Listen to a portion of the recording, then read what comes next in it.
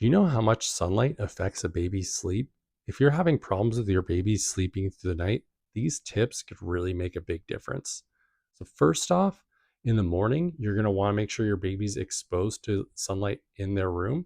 So, make sure the curtains are open so that they're getting natural sunlight from outside through the window. And then continue to make sure that they're getting exposure throughout the day to natural sunlight.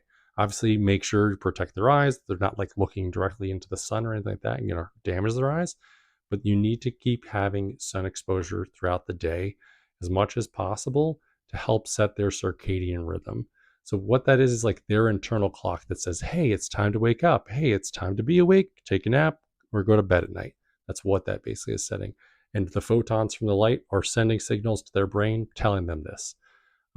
So if you keep doing that, even during naps during the day, even just you want it to still be dim in the room, but just a little bit of light coming through the curtain will really help set your baby up for getting into that pattern of sleeping through the night.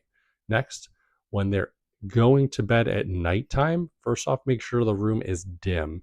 And then on top of that, for any light that you have in there so you can see, make sure that the light is red. If you don't have a red light, at least make sure it's a yellow light.